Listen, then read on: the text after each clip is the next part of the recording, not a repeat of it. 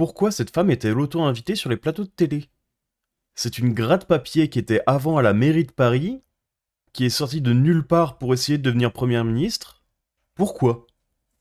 Sur le budget, on parle de 40 milliards d'économies à trouver pour le prochain budget. Est-ce que déjà sur ce constat, vous êtes d'accord ou est-ce que vous dites, après tout, c'est un peu plus compliqué que ça? Alors, on parle, je crois, de 40 à 50 milliards d'euros, et ces 40 à 50 milliards d'euros d'économies à trouver, alors moi je conteste l'idée qu'il faut trouver seulement des économies, sont à trouver. Oui, parce que c'est vrai qu'on se fait pas assez casser la gueule, Lucie. 52% du PIB en recettes publiques, c'est vrai que c'est pas assez. Il faudrait doubler son montant, je pense. Et au regard de la dynamique qui est projetée par le gouvernement en matière de finances publiques, on sait que ces dynamiques-là, que ces projections ont fait défaut, ont été défaillantes dans les dernières années. Peut-être pour remettre en tête des ordres de grandeur, comme vous m'appeliez à le faire tout à l'heure, 40 à 50 milliards d'euros d'économies que le gouvernement appelle de ses voeux, c'est à mettre au regard des 60 milliards d'euros dont les finances publiques sont privées en recettes fiscales du fait des différentes réductions d'impôts qui ont été adoptées depuis 2018. 60 milliards d'euros par an. Vous pensez à quoi? Lucie... Madame Casté... Il faut arrêter de raisonner en ajoutant des impôts et commencer à raisonner en suppression de dépenses. Les actifs se font saigner par des gens comme vous, Madame Castet. Et les actifs en ont plus que marre de se faire saigner par des gens comme vous, Madame Castet. Une vilaine gratte-papier à la mairie de Paris, qui n'a jamais rien fait de sa vie. Il y en a marre.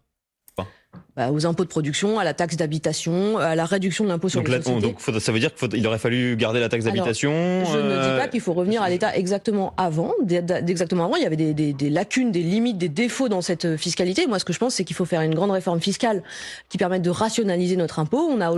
En effet, il faut démolir l'impôt pour tout le monde et réduire les dépenses publiques sévèrement en conséquence.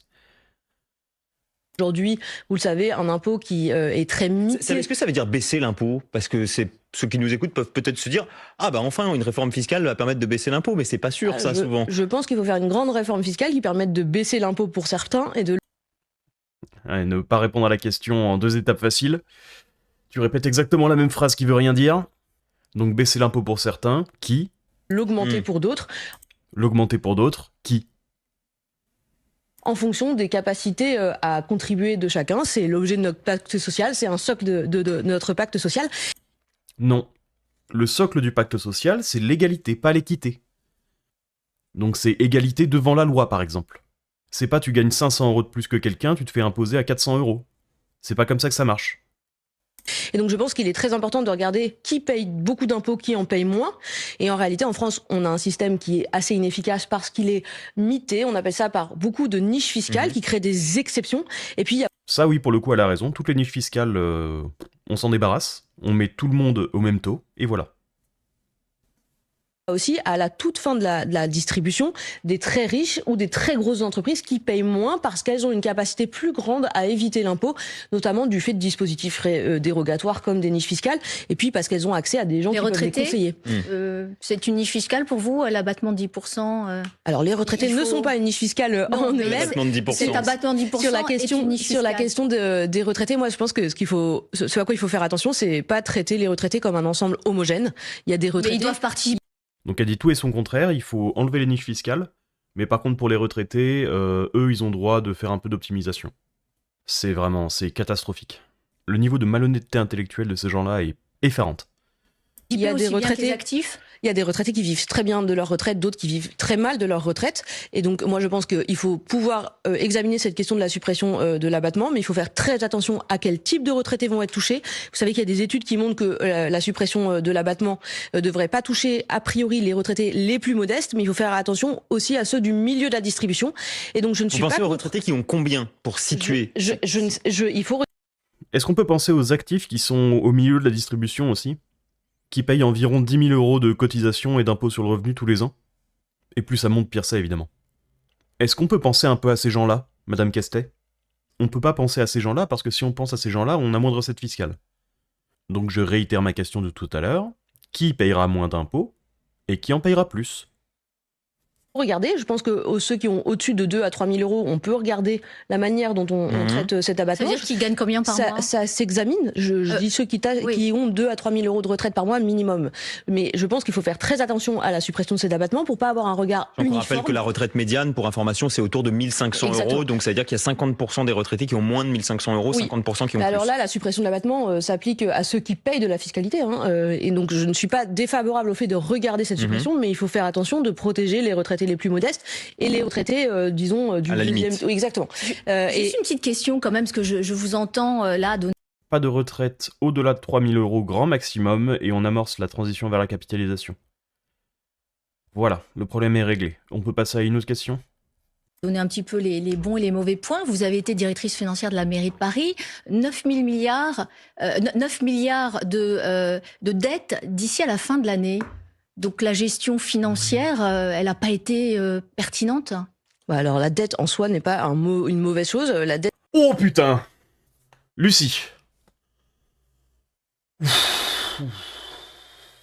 Oh, j'ai failli démonter mon écran là. Lucie. Je sais que cette opinion existe. Je sais qu'elle est catastrophique. Mais à chaque fois que je l'entends, ça me... électrochoc.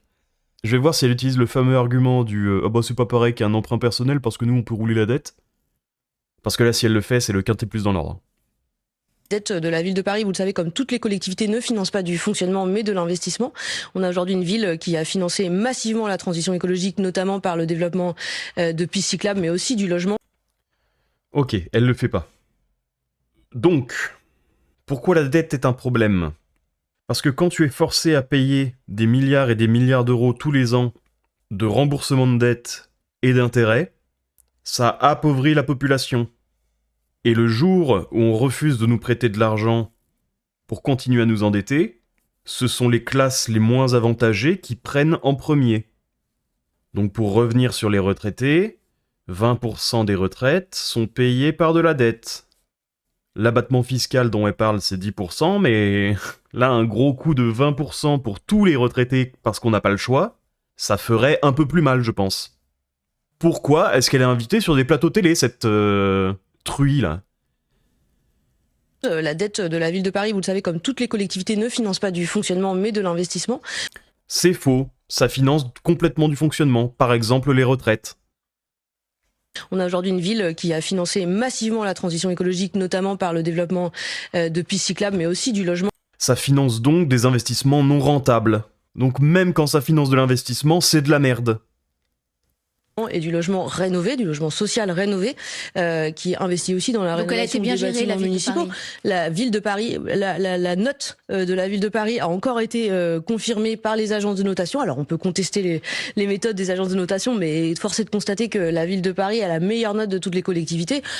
Ça n'a rien à voir avec ton travail, Lucie, ça a tout à voir avec le fait que c'est une ville à potentiel économique énorme que vous gâchez. La note de la ville de Paris sans Lucie Castet et sans Anne Hidalgo, c'est quadruple A, quintuple étoile, plus. Je pense que ça en dit long sur la façon dont la dette de la ville de Paris est gérée, et elle est gérée Oh là avant là. tout pour investir dans l'avenir.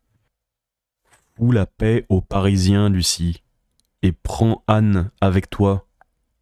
Bon, en fait, je me suis tellement emporté au moment où elle a parlé de la dette que je me suis même pas rendu compte qu'elle parlait seulement de la dette de Paris. Mais du coup, bon, la mécanique d'appauvrissement marche pareil, que ce soit à l'échelle nationale ou communale. Et le problème d'endettement pour le fonctionnement contre l'investissement. Du coup, l'endettement de la ville de Paris est fait dans des investissements pas rentables, même qui coûtent plus d'argent avec le temps. Donc, bon, au final, ça change pas grand-chose. Mais je maintiens que Lucie doit lâcher la grappe des Parisiens. Si la vidéo t'a plu, n'hésite pas à t'abonner, à regarder une autre vidéo, à faire un petit passage sur la chaîne principale, à liker et à commenter.